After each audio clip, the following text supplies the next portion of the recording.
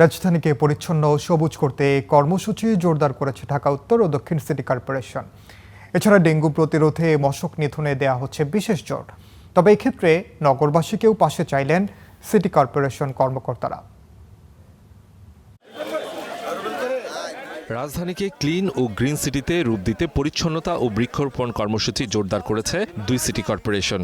এরই অংশ হিসেবে রাজধানীর মহাখালীতে বিশেষ পরিচ্ছন্নতা অভিযান ও বৃক্ষরোপণ কর্মসূচির আয়োজন করে ঢাকা উত্তর সিটি কর্পোরেশন। নগরবাসীকে পরিচ্ছন্নতার বিষয়ে সচেতন করতে বের হয় বর্ণাঢ্য র্যালি।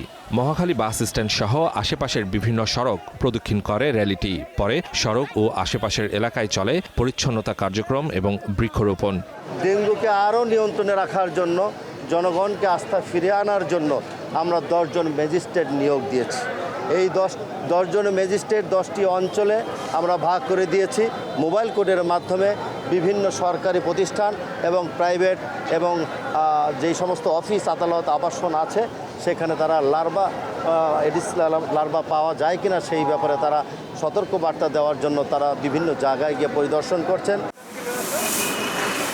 এদিকে রাজধানীর বিভিন্ন এলাকায় মাসব্যাপী পরিচ্ছন্নতা ও মশক নিধন অভিযান শুরু করেছে ঢাকা দক্ষিণ সিটি কর্পোরেশন। নির্ধারিত ওয়ার্ডগুলোতে বাড়ানো হয়েছে পরিচ্ছন্নতা কর্মীদের তৎপরতা। পরিষ্কার পরিচ্ছন্নের উপর অনেক জোর দিয়েছি, সাথে সাথে মশা নিধনের প্রতি জোর দিয়েছি। এছাড়াও কয়েকটা রেড জোন আমরা আইডেন্টিফাই করেছি। রেড জোনে আমরা বিশেষ তদারকি ব্যবস্থা শুরু করেছি। আমরা রেড জোন আইডেন্টিফাই করে এটার উপরে যে কাজ করার পরে যে আমাদের কাজ শেষ সেটা না, আমরা কন্টিনিউয়াস কিন্তু কাজ করছি।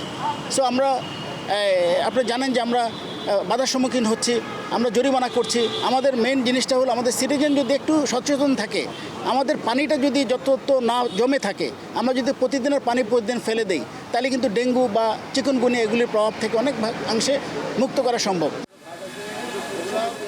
শুধু সিটি কর্পোরেশনের উদ্যোগী নয়, রাজধানীকে পরিচ্ছন্ন ও সবুজ রাখতে নগরবাসীকেও পাশে চাইলেন সিটি কর্পোরেশনের কর্মকর্তারা।